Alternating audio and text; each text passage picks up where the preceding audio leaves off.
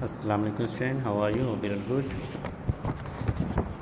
We were reading chapter 3, Taro's Reward of Honeysuckle. Let's proceed with this story.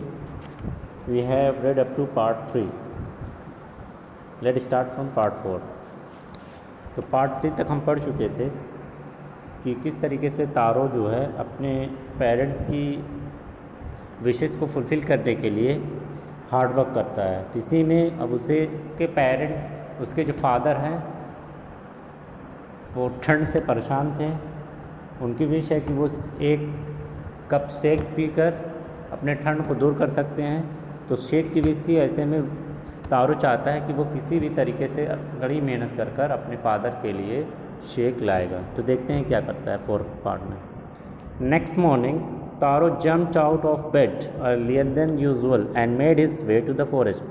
अगली सुबह तारो jumped out of the bed, बहुत जल्द, जैसा कि आमतौर से वो जंगल में जाता था लकड़ियों की चॉपिंग करने के लिए। उस टाइम से काफ़ी पहले वो बेड पर से उठता है और जंगल में अपने रास्ते पर निकल जाता है। chopped and cut as the sun climbed, और वो इसी तरीके से लकड़ियाँ को काटता रहा, उसके टुकड़े टुकड़े करता रहा और तब तक जो है सूरज क्लाइंब कर चुका था। इसका मतलब दोपहर हो चुकी थी। And soon he was so warm that he had to take off his jacket, और बहुत जल्द वो इतना ज़्यादा गर्म हो गया, यानी वो उसको इतनी ज़्यादा गर्मी होने लगी कि उसे अपनी जैकेट को जो कि वो पहने हुए था उसे निकालना पड़ा, उतारना पड़ा। His mouth was dry and his face was wet with sweat. इतनी गर्मी लग रही थी उसे कि उसका जो मुंह था वो पूरी तरीके से सूख चुका था, यानी उसे प्यास लगी हुई थी। उसका चेहरा जो है पसीने से बिल्कुल गीला हो चुका था। My poor old father he thought, if only he was a swam as I. उसके बाद फिर वो सोचता है, जिक्र करता है अपने गरीब बूढ़े फादर के बारे में कि काश आप मेरे जितने वार्म होते, यानी अभी इस वक्त जितनी गर्मी मुझे लग रही है काश उतनी गर्मी आपको भी लगती और आप ठंड से बच जाते, जो ठंड की तकलीफ़ है वो आपको सहनी ना पड़ती। And with that he began to chop even faster, और इसी सोच के साथ वो और तेज़ चॉपिंग स्टार्ट कर देता है। Thinking of the extra money he must earn to buy the sake to warm the old man's bone. वो ये सोचता है कि वो जल्दी जल्दी लकड़ी की चॉपिंग करेगा और जितनी ज़्यादा लकड़ियाँ होंगी उतनी ज़्यादा लकड़ियों को बेचकर वो पैसे कमाएगा और बहुत जल्द वो अपने फादर के लिए उन्हें वार्म करने के लिए सेक को बाय कर लेगा। देन सडनली तारो स्टॉप चॉपिंग, तब अचानक तारो जो है चॉपिंग करना बंद कर देता। What was that sound? What was that sound he heard? तो जब वो लकड़ियों को चॉपिंग करना बंद करता है तो उसे कोई आवाज़ सुनाई देती है। तो वो कहता है, वो कौन सी आवाज़ है जिसे मैंने सुनी? Could it possibly be rushing water? शायद ये हो सकता है, शायद ये मुमकिन है कि बहता हुआ पानी हो सकता है। वो ऐसा सोचता है। Taro could not remember ever seeing or hearing a rushing stream in that part of the forest. क्यों ऐसा वो सोचता है? क्योंकि तारो ने उस जंगल के उस पार्ट में कभी भी बहते हुए पानी को कभी ना सुना था, ना कभी देखा था इससे पहले कभी भी। इसलिए उसे एक ये सरप्राइज़ लग रहा था, शायद उसे रशिंग वाटर सुनाई दे रहा है। He was thirsty, और वो प्यासा था ही। The axe dropped out of his hand and he ran in the direction of the sound, और उसी समय उसके हाथ से जो एक्स थी, जो कुल्हाड़ी थी, वो ड्रॉप हो जाती है, गिर जाती है और तुरंत उस साउंड के डायरेक्शन में, जो पानी का साउंड उसे सुनाई दे रहा था, उसके डायरेक्शन में निकल पड़ता है। Taro saw a beautiful little waterfall hidden behind a rock, और जब वो उसके पास पहुँचता है तो देखता है कि एक खूबसूरत छोटा सा वाटरफॉल था, जो रॉक था, जो चट्टान थी, उसके पीछे बह रहा था।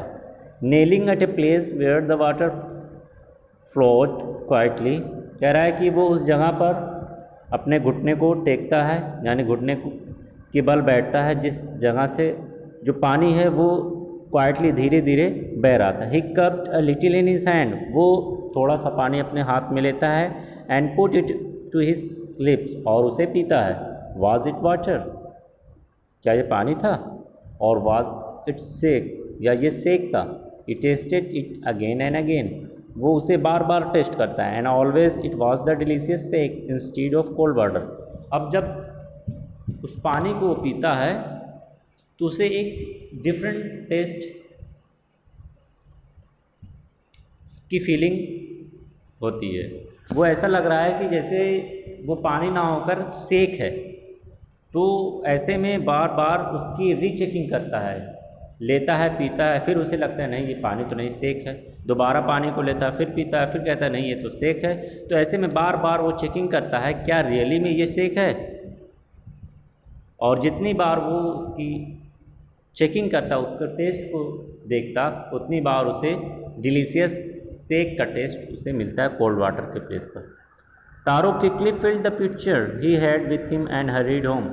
यहाँ पर पिक्चर कहते हैं a pot usually made of mud, यानी मिट्टी का जो घड़ा होता है उसी को कहते हैं पिक्चर।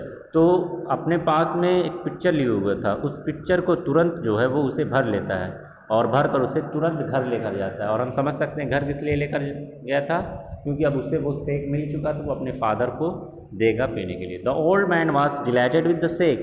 अब जब उसके फादर जो कि ओल्ड मैन थे, जब उस सेक को देखते हैं तो बहुत ज़्यादा खुश होते हैं।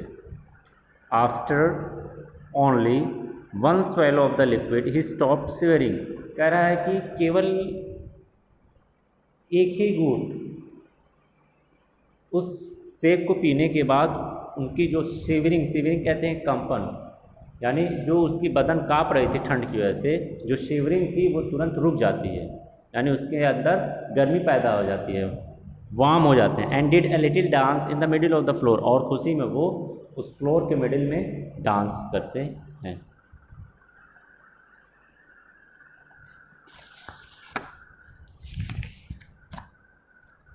That afternoon, a neighbor stopped by for a visit. Taro's father politely offered her a cup of the sake. उसी दोपहर एक पड़ोसी वहाँ पर रुकते हैं जो कि एक सफ़र के लिए निकले हुए थे। Taro's father politely offered her cup of the sake, और तारोस फादर एक मेहमान नवाज के रूप में उन्हें सेक के एक कप को ऑफ़र करते हैं, बहुत ही पोलाइटली, बहुत ही नरम दिली से। The lady drank it greatly, लेकिन वो जो जिस लेडी को वो सर्व करते हैं वो लेडी बहुत, यानी as if desiring more, यानी लालच में उसको पीती है, यानी वो चाह रही थी कि और दें। And thank the old man, और पीने के बाद उसका शुक्रिया अदा करती है। Then Taro told her the story of the magic waterfall. उसके बाद तारो जो है उन्हें मैजिक वाटरफॉल की कहानी को बताते हैं। मैजिक क्यों है? क्योंकि उस जंगल के उस पार्ट में कभी भी वाटरफॉल हुआ ही नहीं था, और जब पहली बार हुआ था तो वो मैजिक ही था, जादुई था। Thanking them for the delicious drink she left in hurry. उसके बाद वो दोबारा उस डिलीशियस लजीज ड्रिंक को पीने के बाद उनका शुक्रिया अदा करती है और वहाँ से फ़ौरन निकल पड़ती है। By nightfall she has spread the story throughout the whole village. अब उसी नाइट फॉल के बारे में पूरे गांव में उस स्टोरी को वो फैला देती है। तो इसके आगे की देखेंगे स्टोरी को नेक्स्ट डे। ओके, अस्सलाम वालेकुम।